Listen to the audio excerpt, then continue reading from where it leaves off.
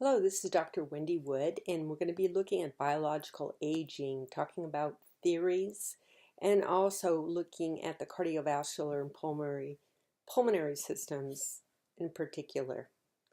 So first of all, what is biological aging? Physiological changes that occur with time from conception to childhood to adulthood to the geriatric stages. And we want to look at what is functional performance threshold and how it relates to elder rehab. So what we can really do is kind of go back and look at that slippery slope of aging. So if we consider a physiological reserve, so there's a threshold of functional performance, and we typically have a reserve capacity. So if we're ill, we're able to still continue and function. However, there are effects of aging, but probably more profoundly, there are effects of disuse. When a person gets to a tipping point, they reach that point where they go past their maximum capacity and they're not able to function.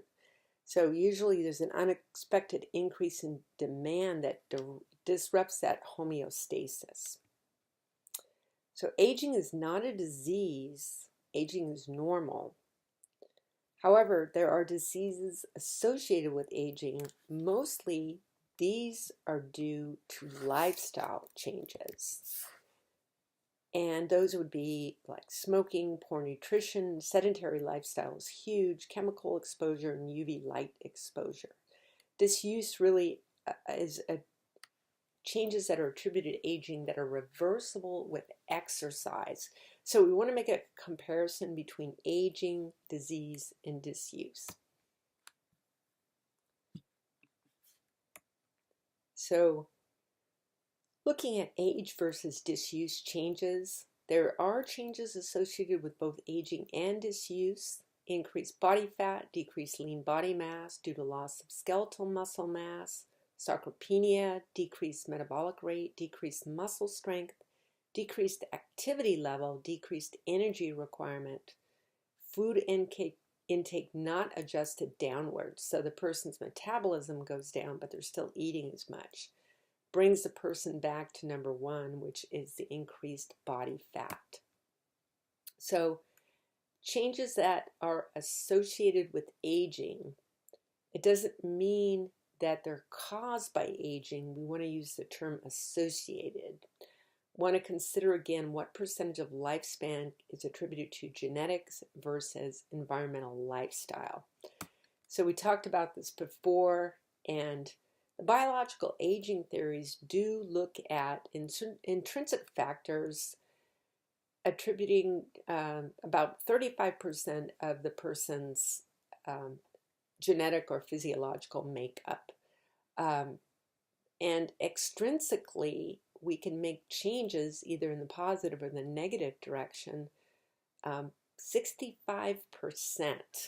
And that would be adverse things such as nutrition, air pollution, radiation, and smoking. So a person's age or their function really, regardless of the age, can be really impacted a lot by positive factors. Before the age of 35, really, a person can kind of get by with being sedentary, but as they get older, there really is a difference. I just want to look at a few different theories out there. The Hayflick theory that relates to the genetic or biological clock, looking at the lifespan of each animal being pre-programmed. And females tend to live longer due to the XX chromosome compared to males. In the Hayflick theory, there's thought to have a set number of cell types that have divisions of maybe 40 to 50 times. And so DNA is eventually depleted and the person dies. But there's really no good evidence with this theory. In the somatic mutation or radiation theory, that relates to exposure to radiation, causing damages and abnormal changes and causing aging. Well, that's been disproved because it's been shown that comparisons between people exposed to radiation and not exposed show really no difference in aging. In the error theory, damage to cells and DNA reduces the ability to transfer information. And so age and death are the result of errors that occur in information transfer. And the wear and tear theory, that's looking at changes in structure with passage of time due to stresses in the body.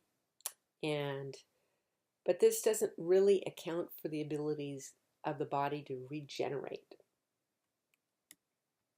In the accumulation theory, that really does look at the accumulation of lipids or fats with age. So the heart is collecting more fat as well as the body. And that's the most consistent cellular change seen with aging. The free radical theory, you may be familiar with that. That's looking at free radicals causing problems and cell damage. Antioxidants can reverse this. So that would be like vitamin E, C, A, calcium, beta carotene. With the cross-linking theory, that's looking at, again, collagen is the most abundant protein in the body. And as a person ages, there are cross-links, and that causes problems in a person's mobility. And free radicals, glucose and UV light, are thought to increase this collagen cross-linking. In the immunological theory, really, basically that looks at a person as they become older, they're less able to fight off disease. So let's look more closely at biological changes with age. We're going to look more closely at the cardiovascular and pulmonary systems and the changes that occur. So first of all, looking at a person's body composition changes with age. Comparisons between age 25 and 75, the amount of fat about doubles. Bone loss doesn't go down very much. Intracellular water decreases by about 9%. And looking at connective tissue is the most abundant protein in the body, as I mentioned. So looking here, we see this cross-linking, as I mentioned, and pathological changes that result in, first of all, a lack of vitamin C, reducing procollagen, and that decreases the ability of the body to heal its wounds. And chronic stress reduces healing as well. This is just looking at collagen, how the collagen changes occur in the fraying and the cross-linking. Elastin in the body is in the skin, and it's in the bronchial tree as well as the arteries. And there are changes in this as people age. Somewhat of an overstretching to the point of breakage. And then healing occurs by scarring. So other connective tissue changes, glycoproteins, hyaluronic acid. Going back to the glycoproteins, there's a loss with age causing a progressive dehydration of tissue. Hyaluronic acid, and that would be the viscosity of connective tissue. So there's a decrease with that, so decrease with movement. And increased stiffness of connective tissue. Some of the problems then are fibrinous adhesions, collagenous contractures, and myofibroblast production. So frozen shoulder and Dupuytren's contracture are examples. With cardiac function, cardiac output is stroke volume times heart rate. In the healthy adult, cardiac output is about 5.5 liters per minute. And then that goes down as someone ages, almost to about 60%. and that is not normal. Structural changes in the heart, there's decreased elasticity. The heart valves become fibrotic. There's problems with amyloid proteins that damages tissue. And the heart mass increases. So there's many changes with that.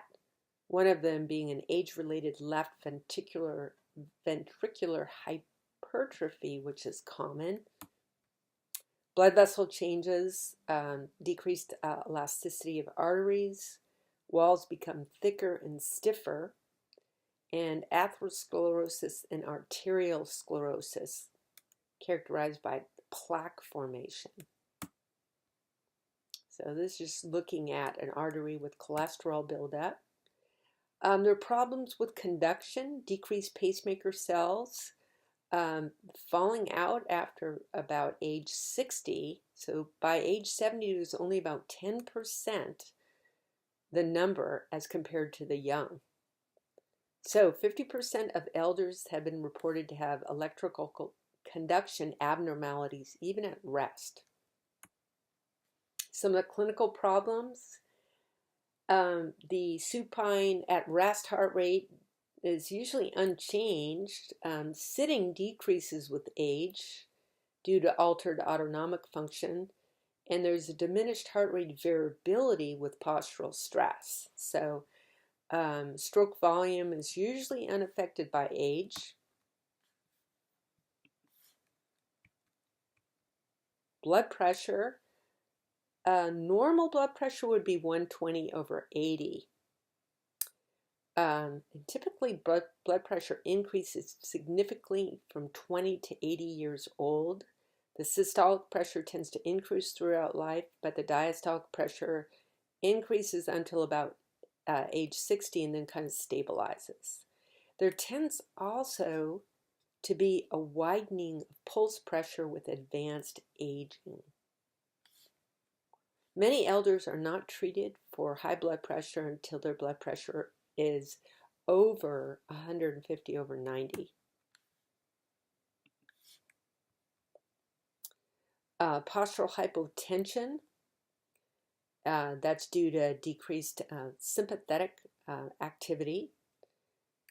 And I think we went over this before. It's defined as a drop in systolic of 20 millimeters of mercury and 10 millimeters of mercury in diastolic pressure with a change in body position. Respiratory system, at rest, the system has a greater amount of reserve. Respiratory muscles tend to decline in strength and endurance. And when height is reduced, vital capacity decreases. And that could decline 50% at age 70. Total lung capacity doesn't change much, but there is increased dead space. There is increased collagen cross-linking, so less movement of the rib cage. About 4% loss of alveolar surface area, so less interchange of oxygen. And respiratory system suffers the most environmental damage. With VO2 max, this is a best measure of the individual's endurance. It's the amount of oxygen consumed at maximal exercise. VO2 max declines about 1% per year. Average 65-year-old has about 30 to 40% of the aerobic capacity as a young adult. Decreased muscle mass contributes to the decreased VO2 max. Why? It's probably from disuse or aging or both. So the functional consequences of this, research showing 20 to 60-year-olds shows that individuals perform functional activities at about 40% of VO2 max or less. And when adults are working at greater than 60% VO2 max, they experience shortness of breath. So most ADLs performed between 10 and 40% of VO2 max. Achieving independence in basic ADLs is not enough for the elder to function independently in the community. So they really need to be able to go beyond that. We talked about lab values. So there tends to be electrolyte imbalances, especially with potassium and sodium. Tends to be a slow progressive loss of potassium with age, and dehydration is a problem, especially in SNFs. Low potassium reduces the force of the max volume contraction, and you should expect no improvement in muscle strength unless dehydration and potassium are corrected. So always important to check labs. So very important. Also looking at patients on potassium supplements, watch for arrhythmias. Okay, that's all for this chapter, and we will be looking at more changes soon.